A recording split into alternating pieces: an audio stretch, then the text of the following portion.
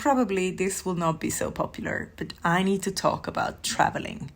Leaving Enugu airport and leaving Addis airport. I can talk of the two. I've experienced them both, and it's like day and night. So I took a flight to leave Enugu, and without exaggeration, I had to show my papers at least 10 times. I think it was 14 before I was allowed to sit down somewhere. In Addis, I showed my passport twice. And that was it. That was it. 2 times. Nobody asked me to do Sunday for them, or Monday, or Tuesday, or Wednesday, or whatever, or buy them water, or do anything for them. They take your documents, check it, say thank you, show you where to go next. In Nigeria, before you get a chance to sit down somewhere, you are already like exhausted. You feel intimidated. I don't know how to put it.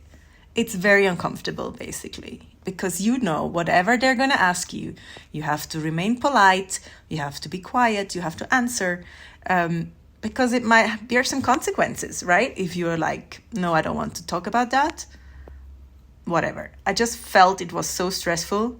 And then I finally reached the area where I could sit. I decided to buy myself a drink because I was thirsty and I wanted to comply, right? Because you don't bring drinks inside the airport. You buy it after the whole check-in, like the duty-free area. So I bought myself a Coke, took 3-4 zips, closed the bottle and wanted to board. Little did I know, I wasn't allowed to bring that bottle onto the airplane. And it's not like anybody told me. It's not like the restaurant that was literally 20 meters away from the airplane where I entered told me anything that it wouldn't be allowed to bring the bottle. And it's also not like they checked people's luggages or backpacks or bags, So had it been I bought my Coke and put it in my backpack, nobody would have talked. But because I was holding it in my hand, the lady was like, I have to leave this outside.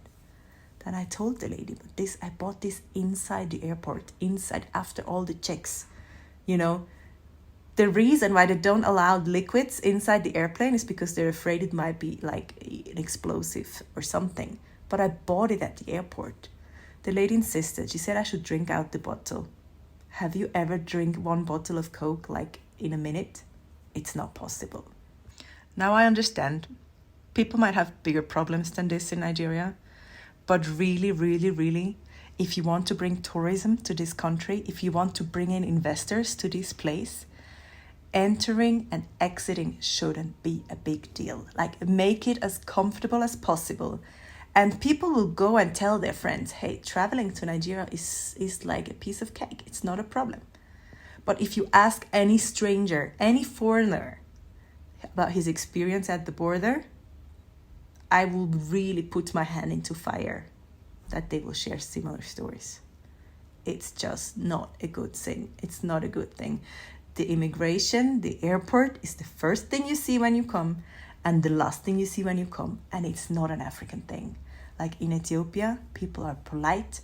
They help you. They don't beg you for money and they don't waste your time. It's as simple as that. And if your argument for this poor service delivery is that they are not being paid well, then we need to change it. Governments should own up. This is important. You cannot have officers, workers, staff, airport staff treating people, being public beggars, basically asking for things when they're just there to work and provide a service. If it's for security, perfectly fine. To check your passport, perfectly fine. But not 13 times. And not with questions about my marriage and if I know how to cook food. There's a difference about being polite and wasting somebody's time. It's as simple as that. So if there's anything at all that I can do to improve this situation, let me know. Because we need to improve it. Don't get people frustrated at the airport. Be a service provider. Let people pass. Let them go. Don't hold them back. They will come back. But if that's how you behave, people will always think bad of it.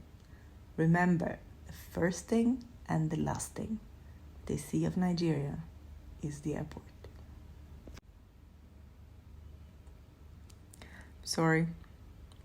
I'm just trying to find a solution and make this statement as calm and solution oriented as possible. It has to change. It has to change. We cannot continue like this. I'm flying back on Friday and I have to mentally prepare for the arrival already now. Because I know what's going to happen. I'm going to be the last one leaving that airport. Because they're going to ask me tons of questions.